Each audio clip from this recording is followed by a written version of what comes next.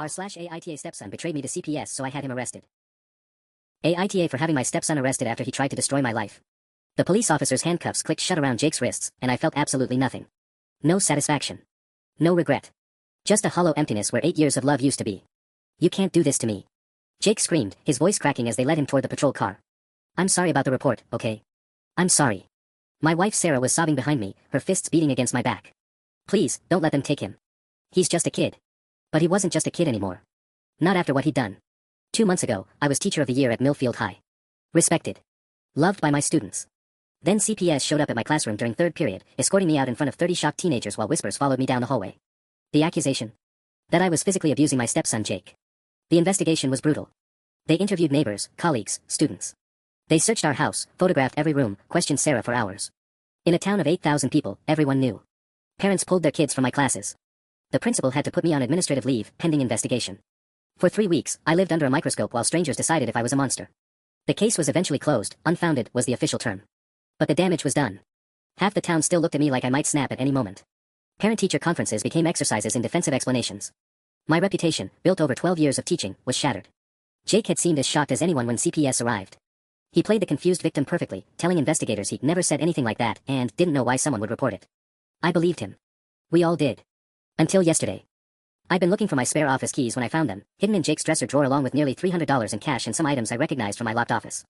My grandfather's silver letter opener. The emergency credit card I kept in my desk. 3 rare books from my collection.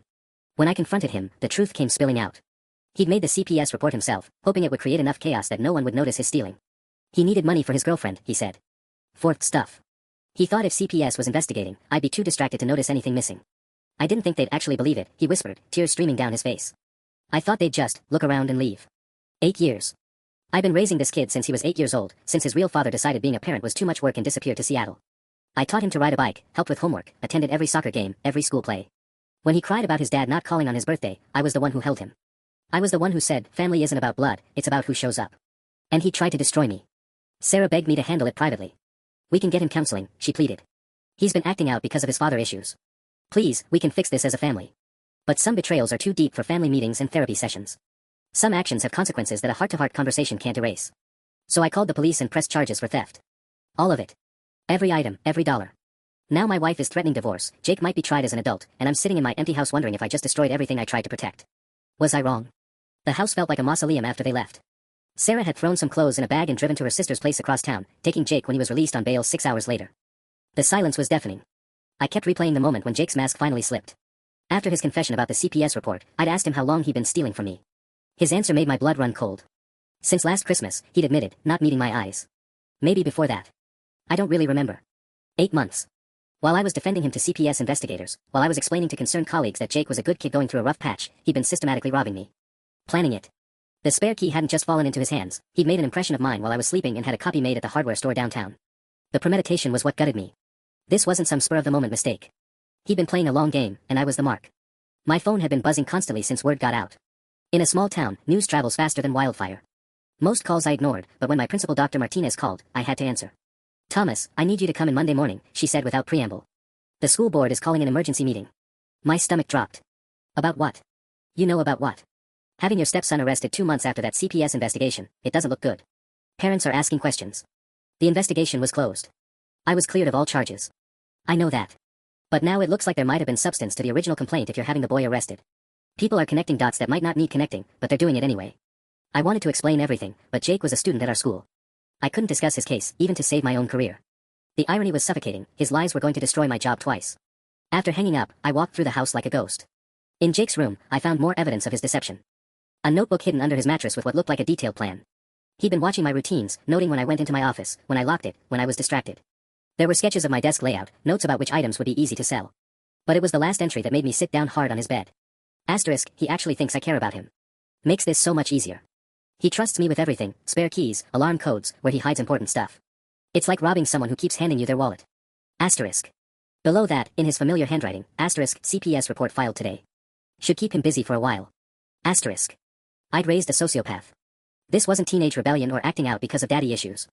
This was calculated manipulation from someone who saw me as nothing more than an easy target. The front door opened around midnight, and I heard Sarah's footsteps in the hallway. She appeared in the doorway of Jake's room, her eyes red-rimmed and exhausted. Have you lost your mind completely? She whispered. He's 16, Thomas. 16. And you're trying to send him to prison. I held up the notebook. Read this. Read what your son really thinks of me. Of us. She took it with trembling hands, and I watched her face change as she read Jake's entries. The color drained from her cheeks, and when she finished, she sank down beside me on the bed. This can't be real, she whispered. He's sick. He needs help, not jail. He destroyed my life as practice, Sarah. What happens when he decides to destroy yours? Sarah stared at me like I'd slapped her. He would never hurt me. I'm his mother. You were his mother when he decided to frame me for child abuse, I said quietly. Did that stop him from putting you through 3 weeks of hell? Did that stop him from letting you cry yourself to sleep every night, wondering if your husband was a monster? She flinched, but her voice stayed firm. That's different. He was angry at you, not me. Read the notebook again, Sarah. Look at the entry from January. I flipped to an earlier page. Right there. Where he talks about your jewelry box. Her hands shook as she found the passage.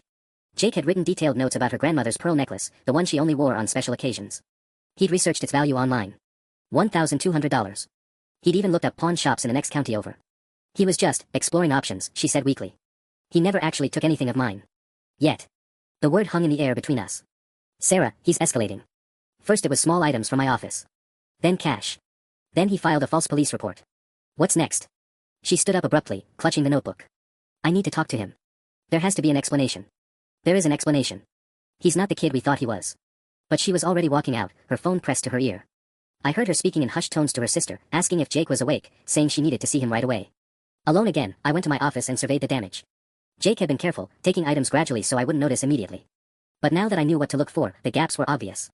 My collection of vintage fountain pens, 3 were missing. The antique compass my father gave me, gone. Even the spare glasses I kept in my desk drawer had vanished. Each missing item felt like another small betrayal, another lie I'd lived with unknowingly. My computer chimed with a new email. Dr. Martinez, sent at 12:47 a.m. Asterisk, Thomas, I've been thinking about our conversation. The board meeting Monday is going to be rough. Superintendent Chen is already asking questions about whether we can have someone on staff whose home life is this chaotic. I'm trying to buy you time, but I need you to understand how serious this is. If there's any way you can resolve this family situation quietly, now would be the time. Elena, asterisk. I stared at the screen until the words blurred. 24 hours ago, I was a teacher with a troubled stepson. Now I was a man watching his entire life collapse in real time. My marriage was hanging by a thread. My career was circling the drain. And the kid I devoted 8 years to loving had played me for a fool from the very beginning. My phone buzzed with a text from an unknown number, asterisk, Mr. Patterson. This is Jake. Mom made me write this. I'm really sorry about everything. Can we talk? I want to make this right. Asterisk. I studied the message for a long time.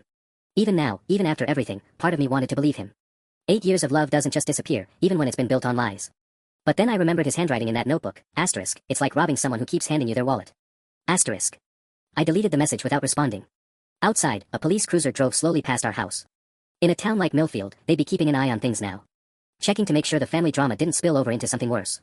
I wondered what the neighbors thought as they watched my life fall apart from behind their curtains. Some of them probably felt vindicated, they'd always suspected something was wrong in our house, and now they had proof. I was about to become the cautionary tale parents told their children, see what happens when you try to love someone else's kid? The next morning brought a knock on my door that made my stomach lurch. Through the peephole, I saw Officer Daniels, the same cop who'd arrested Jake yesterday. His expression was grim. Mr. Patterson, I need to speak with you about your stepson's case. I opened the door, my mouth suddenly dry. What's wrong? Jake's been talking to his court-appointed attorney. He's claiming the items in his room were planted. Daniel stepped inside, his voice carefully neutral. Says you put them there to frame him because you were angry about the CPS investigation. The world tilted sideways. That's impossible. I have receipts for some of those items. Proof of purchase dating back years. I believe you, but his lawyer is smart. She's spinning a story about a vengeful stepfather who couldn't let go of being investigated. Says you've been planning this since the case was closed. He pulled out his notepad. She's also requesting the CPS files be reopened in light of new evidence of retaliatory behavior. I sank onto my couch, feeling the walls closing in.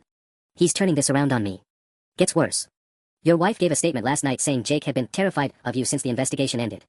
Says you've been acting paranoid, accusing him of things, going through his room when he wasn't home. Sarah.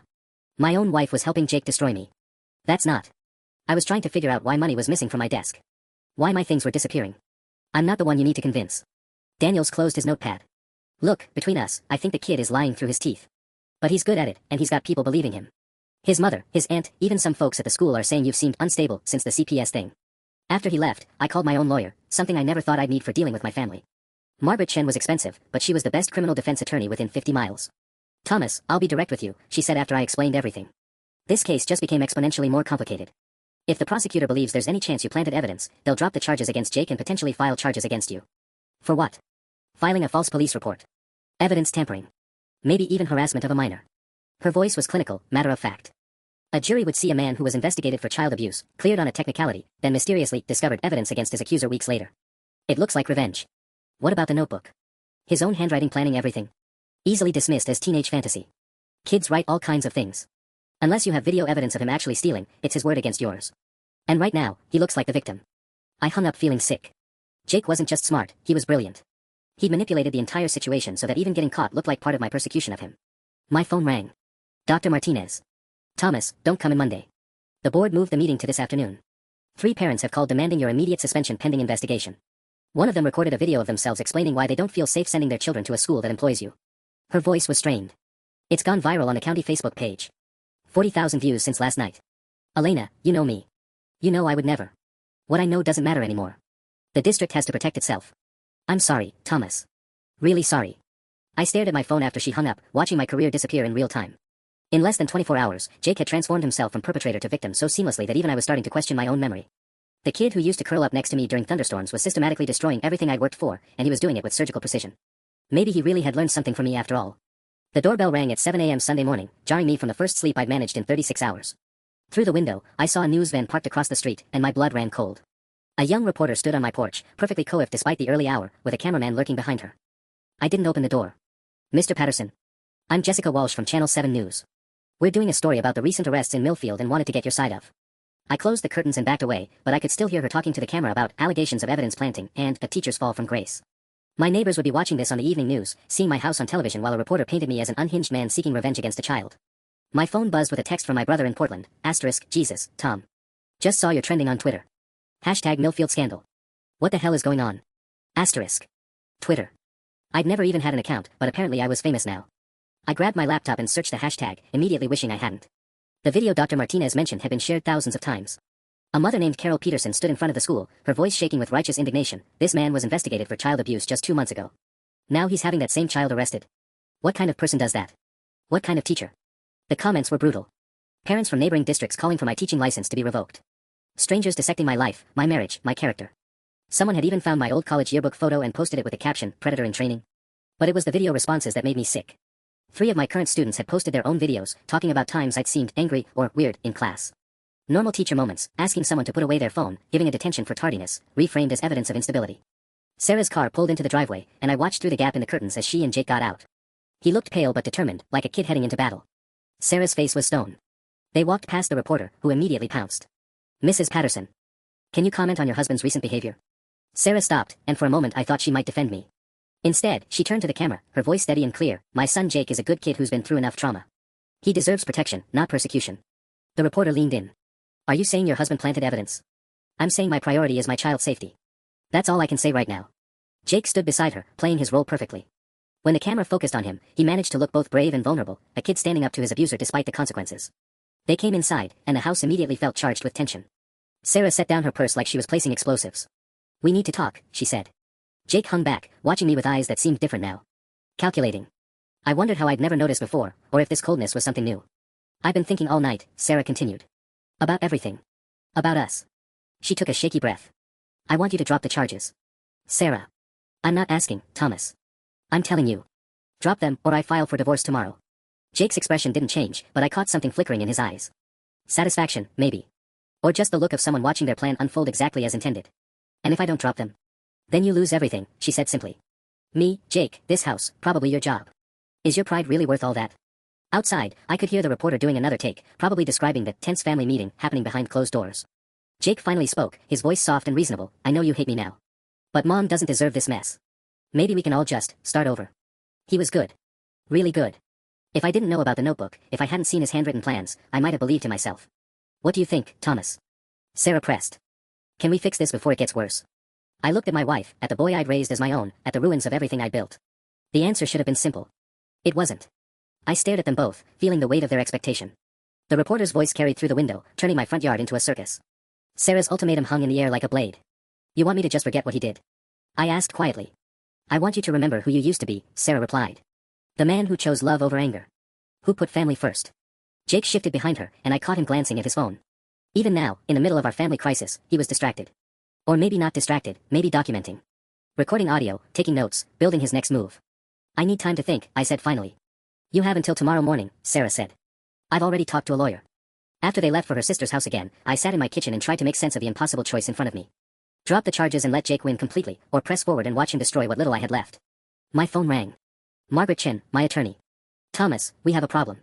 Jake's lawyer filed a motion to have the charges dismissed based on prosecutorial misconduct. She's claiming the evidence was tainted from the beginning because of your emotional state following the CPS investigation. Can she do that? She's doing it. More importantly, the prosecutor is listening. David Walsh is up for re-election next year, and this case is making him nervous. A vindictive stepfather versus a traumatized teen. That's not a fight he wants to have in public. I could hear her typing in the background. There's something else. Jake's aunt, your wife's sister, filed a restraining order request on his behalf this morning. She's claiming you've made threatening statements about him. My blood ran cold. That's insane. I've never threatened him. The petition cites witness statements from family members who heard you make intimidating comments about what would happen if he crossed you again. Margaret's voice was grim. If it gets approved, you can't go within 500 feet of him. That includes your own home if he's there. The walls were closing in from every direction. Jake wasn't just defending himself, he was orchestrating a total destruction campaign. Every move calculated, every angle covered. There's one more thing, Margaret continued. I got a call from the state licensing board. Someone filed a complaint about your teaching certificate. Anonymous tip claiming you've been unstable in the classroom since the CPS investigation. I set the phone down and put my head in my hands. This wasn't just about theft anymore. Jake was systematically dismantling my entire existence, and he was using the system itself to do it. The house phone rang. A number I didn't recognize. Mr. Patterson.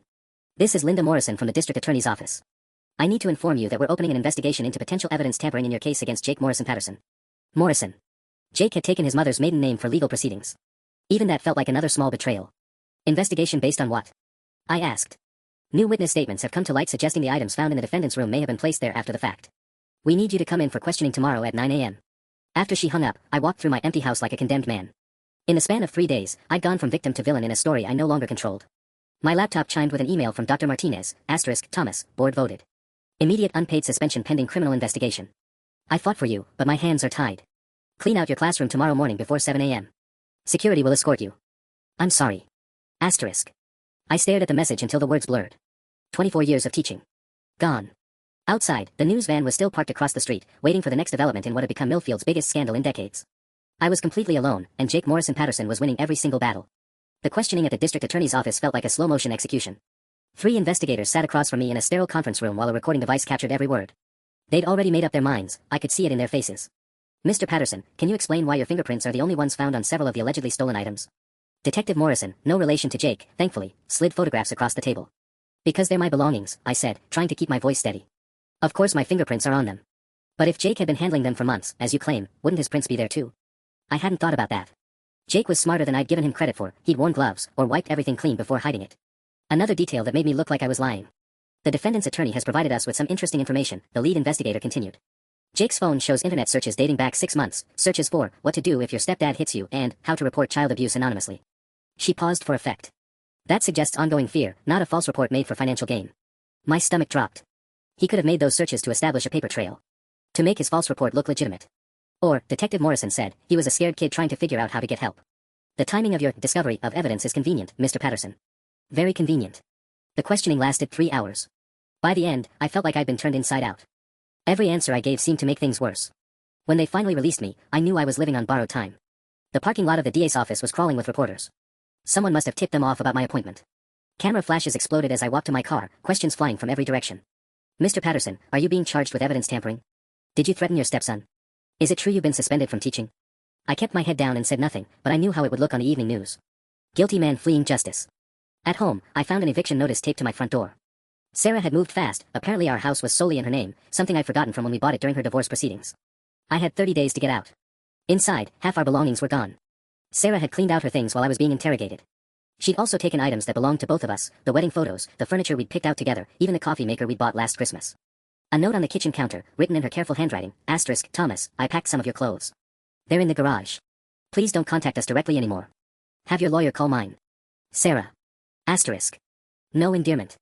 No signature of love. Just a cold dismissal of 8 years together. My phone buzzed with a text from an unknown number, saw the news. You're disgusting. Hope you rot in jail. Another one, child abuser piece of shit. Kill yourself. And another, we know where you work. Not for much longer though, lol. My phone number had somehow made it onto social media. The messages were pouring in faster than I could delete them. Strangers from across the country felt qualified to judge me based on 30 seconds of edited news footage. I turned off my phone and sat in the growing darkness of my empty house, listening to the sound of my life falling apart in real time. Somewhere across town, Jake was probably sleeping peacefully in his aunt's spare bedroom, safe in the knowledge that his plan had worked better than he'd ever imagined. He hadn't just escaped consequences for his crimes. He'd made me the criminal instead. The call came at 2 a.m., jarring me from another sleepless night spent staring at the ceiling of my hotel room. I'd been staying at the Millfield Motor Inn since the eviction notice, a humiliating step down from the 4-bedroom house I'd called home for 8 years. Mr. Patterson. The voice was unfamiliar, official. This is Sergeant Williams from Millfield PD. We need you to come down to the station immediately. My blood turned to ice. What's happened? There's been an incident involving your stepson. We'll discuss it when you get here. The drive to the police station felt like moving through molasses. Every worst-case scenario ran through my mind. Had Jake hurt himself? Hurt someone else? Was this another elaborate setup to make me look guilty of something new? The station was buzzing with activity despite the late hour. Officer Daniels met me at the front desk, his expression grim. Jake's fine, he said immediately, reading the panic on my face. But we've got a situation. Someone broke into your old house tonight. Sarah called it in around midnight. I blinked, confused. What does that have to do with me? Jake told responding officers that you're the only other person with keys. Says you've been escalating your harassment since the charges were filed. Daniels led me toward an interview room. Neighbors reported seeing a man matching your description in the area around 11 p.m. I was at the motel all night. You can check with the desk clerk. We will. But there's more. He opened a manila folder. The intruder left something behind. A note addressed to Jake, threatening him if he doesn't drop his accusations against you. The room spun slightly. You think I broke into my own house to leave a threatening note? What I think doesn't matter. What matters is Jake's attorney is calling this witness intimidation and stalking. She's demanding immediate arrest and revocation of your bail from the original theft charges. They kept me for 6 hours, going over my whereabouts minute by minute. The motel's security footage eventually proved I'd been in my room all night, but Jake's lawyer had already held a press conference by the time they released me. Standing on the courthouse steps with Jake beside her, attorney Patricia Vance painted a picture of a dangerous man spiraling out of control. My client is a 16-year-old boy living in fear, she announced to the assembled cameras. This break-in represents a clear escalation in Mr. Patterson's campaign of intimidation. We're requesting immediate intervention from the court to protect this child. Jake looked appropriately terrified, staying close to his lawyer's side. But when the cameras weren't directly on him, I caught glimpses of something else. Calculation. Satisfaction. He'd orchestrated this too. I was certain of it. Back at the motel, I called Margaret Chen with shaking hands. Thomas, this is bad, she said after I explained what happened. Even though you have an alibi, the optics are terrible. A break-in the same night you're facing evidence tampering charges. Jake's team is spinning this as proof of your dangerous obsession with him. Someone else broke in. Someone Jake knows, probably. This has setup written all over it. Prove it, Margaret said bluntly. Because right now, all we have is your word against the scared teenagers. And in the court of public opinion, you're losing badly. She was right. The afternoon news led with a break-in story. The reporter stood in front of my old house, describing how the alleged victim's safe haven had been violated by the man he tried to expose. They'd even interviewed Carol Peterson again, the mother who'd started the viral campaign against me. This poor boy can't even sleep safely in his own home, she said, shaking her head sadly. Where does it end? My phone, which I'd foolishly turned back on, exploded with new messages. The break-in had given my online tormentors fresh ammunition. Death threats mixed with demands that I leave town permanently. But it was the email from Dr. Martinez that hit hardest, Thomas, the school board met in emergency session. They're moving to terminate your employment for cause, citing the ongoing criminal investigation and conduct detrimental to the district's reputation. Hearing is Friday. I'm sorry. 24 years of dedicated teaching, erased because a teenager had learned how to weaponize the system against me. As evening fell, I sat in my dingy motel room and realized Jake had achieved something remarkable. He'd committed actual crimes, but somehow made me the villain in our story. Every move I made to defend myself only seemed to prove his narrative that I was an unstable man seeking revenge. The kid I'd raised had become a master manipulator, and I was completely powerless to stop him. Somewhere across town, he was probably planning his next move. And I had no idea how much worse things were about to get. The termination hearing was scheduled for 2 p.m. on Friday, but at 11 a.m. that morning, everything changed again. I was sitting in the motel's lobby, trying to prepare my statement for the school board, when Detective Morrison called. Mr. Patterson, we need to talk. Can you come down to the station? Another mysterious incident I'm going to be blamed for? I asked, exhaustion making me reckless. Actually, no. We found something interesting about that break-in. Get down here. 20 minutes later, I was sitting across from Morrison and Officer Daniels, watching them pull up security footage on a laptop. Neighbor across the street has a new doorbell camera, Morrison explained. Catches part of your old front yard. Look at this. The timestamp showed 11:47 p.m. the night of the break-in. A figure approached the house from the side yard, staying in the shadows. But when he stepped into the porch light to pick the lock, the camera caught his face for just a moment. I leaned forward, squinting at the grainy image. I don't recognize him. Neither did we. But Jake did. Morrison paused the video. Kid's name is Marcus Webb. 19 years old, dropped out of Millfield High 2 years ago. Known associate of your stepson's girlfriend, Ashley Marks. My heart started pounding. Jake knows him. More than knows him. Phone records show 17 calls between Jake and Marcus in the week leading up to the break-in. Including one at 11:15 p.m. that night, 32 minutes before Marcus showed up at your house. The room felt like it was spinning. So Jake orchestrated the whole thing. Gets better, Daniels chimed in. We brought Marcus in this morning. Kid folded like a lawn chair. Says Jake paid him $200 to break in and leave the threatening note. Gave him detailed instructions about which window to use, where the neighbors couldn't see him. I stared at the frozen image on the screen, feeling something shift inside my chest. Not relief, not yet, but the first hint that maybe, possibly, the truth was finally coming to light. There's more, Morrison continued. Once Marcus started talking, he couldn't stop. Says Jake's been bragging for weeks about how he played the system. Told Marcus he learned from watching crime shows that the best defense is making yourself look like the victim. What happens now? I asked. Now we arrest Jake for conspiracy, filing false reports, and witness intimidation. The DA's already signed the warrant. Morrison closed the laptop. Your original theft charges stand, we still have evidence of that. But all this other stuff. The CPS report, the evidence tampering claims, the break-in. That's all about to blow up in his face. For the first time in weeks, I felt like I could breathe. But as I walked out of the police station, I realized this development would bring its own complications. Sarah would never forgive me if Jake got arrested again, especially on more serious charges. And Jake himself, cornered and desperate, might be capable of things I hadn't even imagined yet. My phone buzzed with a text from an unknown number. Asterisk, saw the news about your stepson's friend getting arrested. Bet you think you're so smart. This isn't over. Asterisk. The number looked familiar. I scrolled back through my recent messages and found it, the same number Jake had texted me from 3 days ago, claiming he wanted to make things right. He was watching the news. Watching his plan fall apart. And apparently, he wasn't done fighting. Within an hour of Marcus's confession hitting the local news, my phone exploded with a different kind of message. Not death threats this time, but something almost worse, apologies. Asterisk, so sorry we believed the lies. Hope you can forgive us. Carol Peterson asterisk. The same woman who'd made the viral video calling me a predator was now trying to save face. Her public reversal would be all over social media within minutes, but the damage to my reputation would take years to repair, if it ever could be. Dr. Martinez called as I was driving back to the motel. Thomas, the school board is meeting in emergency session again. With these new developments, they're reconsidering the termination. Reconsidering? Don't get excited yet. There's still the question of judgment. Some board members are asking whether a teacher should have seen the signs earlier. Whether someone trained to work with children should have recognized sociopathic behavior in his own home. I almost laughed at the absurdity. So now I'm being blamed for not realizing I was living with a manipulator. Politics, Thomas. They need someone to blame, and you're still the easiest target. After hanging up, I sat in the motel parking lot and tried to process everything. Jake's house of cards was collapsing, but he was taking me down with him anyway. Even vindication felt hollow when it came too late to matter. My phone rang. Sarah's number. You bastard, she said without preamble. You set this up, didn't you? Got that boy to lie about Jake to save your own skin. Sarah, Marcus confessed. There's video evidence. Evidence you could have faked. You've had weeks to plan this. Her voice was shaking with rage. I know what you're capable of now. The patient planning. The way you wait and watch before striking. The accusation hit like a physical blow. She was describing Jake's behavior, but somehow still making me the villain. How can you possibly think I orchestrated my own character assassination? Because you're sick, Thomas. Sicker than I ever imagined. She paused, and I heard voices in the background. Jake's lawyer says this is exactly what abusers do. They manipulate evidence, turn people against their victims, make themselves look innocent while destroying children's lives. Sarah, listen to yourself. Marcus confessed to. Marcus is a drug addict who'd say anything for money. You probably paid him more than Jake ever did. The line went quiet for a moment. I'm filing for a restraining order tomorrow. Against both of us. I never want to see you again. She hung up before I could respond. I stared at my phone, realizing that even with proof of Jake's deception, Sarah was doubling down. She couldn't admit she'd been wrong about her son without admitting she destroyed an innocent man. It was easier to believe I was an evil genius than to face the truth about the child she'd raised.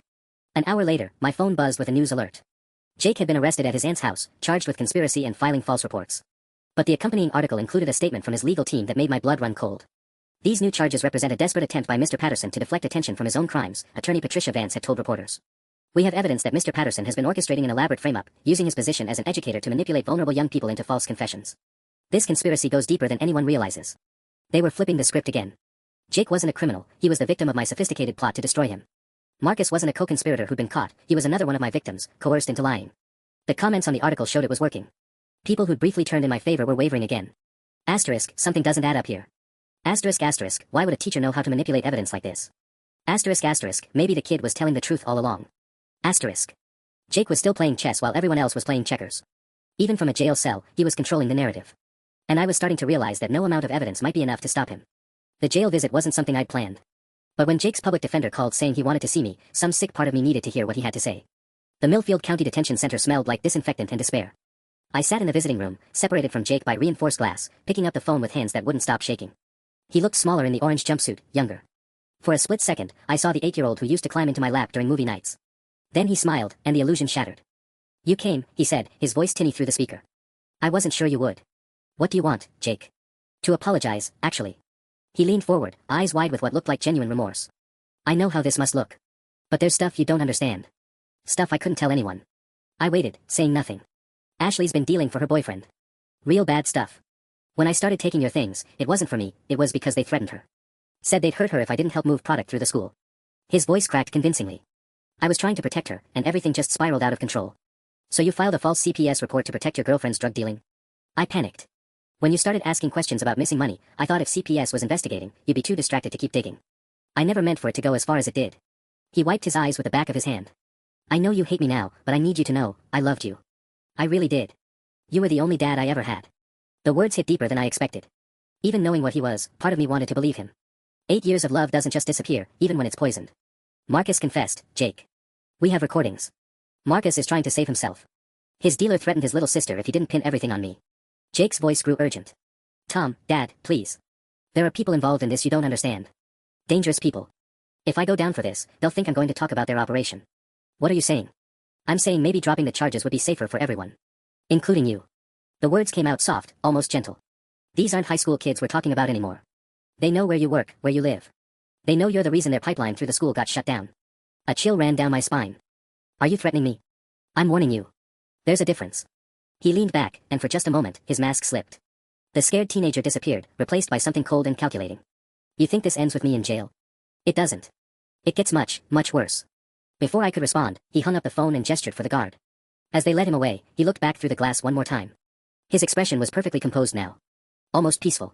Like a chess player who'd just moved their queen into position for checkmate. I sat there long after he was gone, trying to process what had just happened. Was he telling the truth about drug dealers? Or was this just another layer of manipulation, designed to make me too paranoid to pursue the charges? Walking back to my car, I noticed a black sedan parked across from the detention center. 2 men sat in the front seat, watching me. When I looked directly at them, the engine started and they drove away. My hands were shaking as I unlocked my car door. Jake had planted a seed of doubt, and it was already growing. The black sedan was back the next morning, parked outside the motor inn when I left for my lawyer's office. Different car, same 2 men. When I pulled out of the parking lot, they followed at a distance, staying exactly 3 cars behind. Margaret Chen's office was in the professional district downtown, a 20-minute drive that felt like hours with my eyes glued to the rearview mirror. The sedan peeled off 2 blocks before I arrived, but the message was clear. They wanted me to know I was being watched. You look terrible, Margaret said when I walked into her office. What's wrong now? I told her about the jail visit, Jake's warnings, the cars following me. She listened without interruption, her expression growing darker with each detail. Thomas, I need you to hear this clearly, she said when I finished. Either Jake is telling the truth about being involved with dangerous people, or he's playing an even deeper game than we realized. Either scenario is bad for you. What do you mean? If he's telling the truth, then you're potentially in physical danger for pursuing these charges. If he's lying, then he's demonstrated a level of sophisticated manipulation that goes beyond teenage acting out. She pulled out a legal pad and started writing. We need to consider your options. Which are? Drop the charges and disappear. Move to another state, change your name if necessary. Start over somewhere Jake and his associates can't find you. She looked up from her notes. Or we push forward and hope the justice system can contain whatever he's really capable of. The idea of running felt like surrender. But the alternative, staying to fight a battle where the rules kept changing, felt like suicide. There's something else, Margaret continued. The prosecutor called this morning. Jake's attorney is claiming he has information about a larger criminal conspiracy. She's offering to make him a cooperating witness in exchange for reduced charges. My stomach dropped. Cooperating against who? Unknown. But if Jake can deliver bigger fish, the DA might be willing to let him walk on everything except the original theft charges. Minimal jail time, possibly just probation. He's going to escape consequences again. Worse than that. If he becomes a protected witness, and you continue pursuing him, it could be construed as interfering with an ongoing investigation. Margaret set down her pen. Thomas, I've been practicing law for 23 years. I've never seen a teenager manipulate the system this effectively. After leaving her office, I drove aimlessly through town, checking my mirrors constantly. The sedan didn't reappear, but I noticed other things that made my skin crawl. A man in a coffee shop who seemed to be photographing me with his phone. A woman at a gas station who made eye contact and immediately called someone. Was I being paranoid, or was Jake's network of watchers real? My phone rang. Dr. Martinez. Thomas, I have good news and bad news. The school board voted to reinstate you, pending resolution of the criminal charges. That's the good news. That's the good news. The bad news is 3 more parents have pulled their children from your classes. They're saying even if you're innocent of the charges, your judgment regarding children is questionable. Her voice was strained. The board is also requiring you to undergo psychological evaluation before returning to active duty. They want me to see a shrink to prove I'm not crazy. Standard procedure in cases involving unusual family dynamics. After she hung up, I sat in my car outside the school where I taught for over 2 decades. Students were walking between buildings, backpacks slung over shoulders, laughing with friends. Normal teenage problems, tests, relationships, college applications. None of them were orchestrating the systematic destruction of their parents' lives. My phone buzzed with a text from an unknown number. Asterisk, saw you at the jail yesterday. Jake says hi. Coffee shop on Main Street, 1 hour. Come alone. Asterisk. I stared at the message, heart pounding. This was it. Either Jake's warnings about dangerous associates were real, or this was another elaborate setup designed to make me look even more unstable. Either way, I was out of good choices. I started the engine and headed toward Main Street, wondering if I was driving toward answers or walking into the final phase of Jake's plan to destroy me. In my rearview mirror, a black sedan pulled out of a side street and began following again. The coffee shop on Main Street was nearly empty at 3 p.m. on a Tuesday. I chose a table in the back corner where I could see both entrances, my back to the wall like some paranoid action movie character. The irony wasn't lost on me. 3 weeks ago I was a respected teacher, now I was acting like a fugitive. A woman in her 30s walked in, scanning the room until she found me. Designer jeans, expensive purse, the kind of polished appearance that screamed money. She bought a latte and approached my table with the confidence of someone used to getting what they wanted. "Mr. Patterson. I'm Michelle Carey." She sat down without being invited. "I represent certain business interests that have been affected by your family situation." "I don't know what that means." "It means Jake's little entrepreneurial venture was more extensive than you realize." She sipped her coffee calmly. "Your stepson has been facilitating distribution networks through 3 different high schools in this county. When he got arrested, those networks collapsed overnight." My mouth went dry. "You're talking about drug dealing." "I'm talking about significant financial losses caused by your decision to involve law enforcement in what should have been a private family matter." Her voice remained pleasant, conversational. "My associates are not happy about having to restructure their entire operation because a teenager couldn't keep his personal drama separate from business." "What do you want?" "We want the charges dropped. All of them. We want Jake released and this situation resolved quietly." She leaned forward slightly. "In exchange, we're prepared to offer you substantial compensation for the items he took. Think of it as hazard pay." "How substantial?" $50,000. Cash. Enough to relocate somewhere far from Millfield and start fresh." Her smile never wavered. "Or you can continue this crusade of yours and see how much worse things get for everyone involved." I thought about the cars following me, the watchers in public places. Is that a threat? It's a business proposition. Jake made mistakes that cost us money. You're making mistakes that could cost us much more. She pulled out her phone and showed me a photograph, my brother's house in Portland, with his wife loading groceries from her car. "We prefer resolution to escalation." The blood drained from my face. "My family has nothing to do with this." "Your family has everything to do with this. Jake dragged you into our world when he started stealing to cover his gambling debts." "Yes, Mr. Patterson, gambling debts.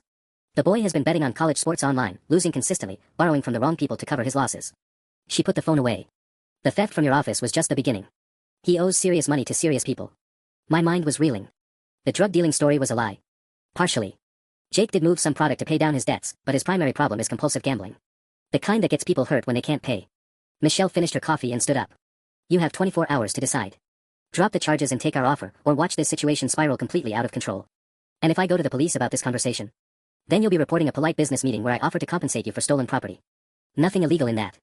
She shouldered her purse. "Besides, Jake's already told his handlers that if anything happens to him, you'll be the one they should look for. Funny how that works, the person trying to help him is now the biggest threat to his safety." After she left, I sat in the empty coffee shop trying to process what I'd learned.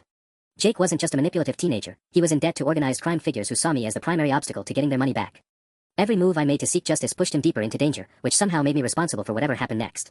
My phone buzzed with a text from Sarah, *, Jake's bail hearing is tomorrow.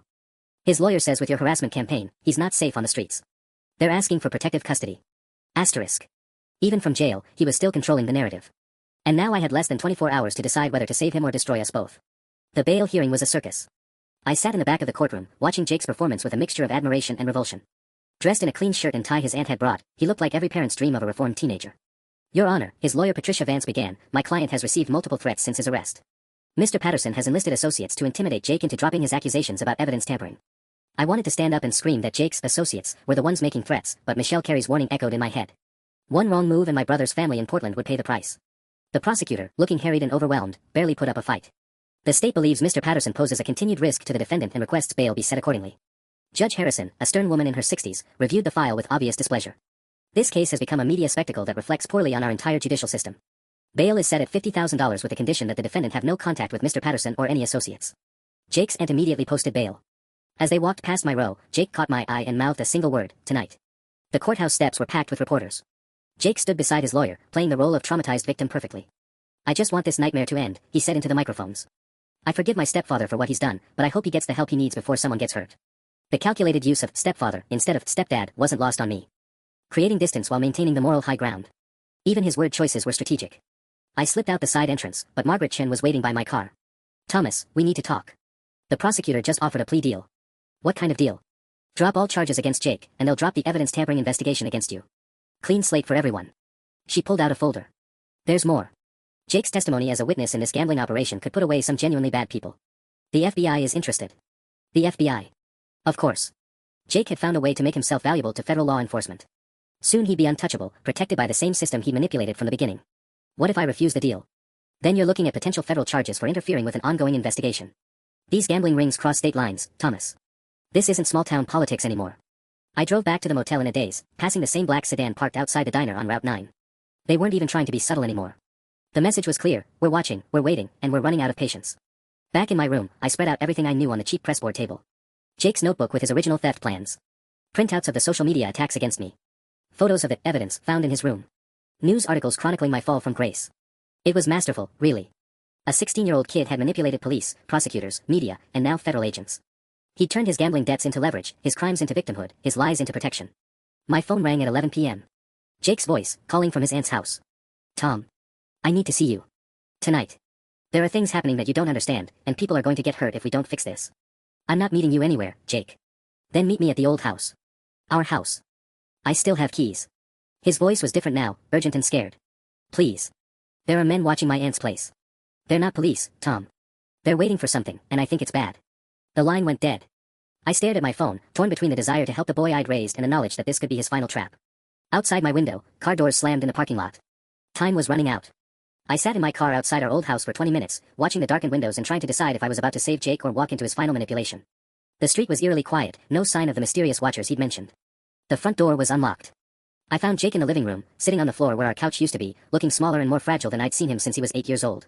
They're going to kill me, Tom, he said without looking up. The gambling thing got out of hand.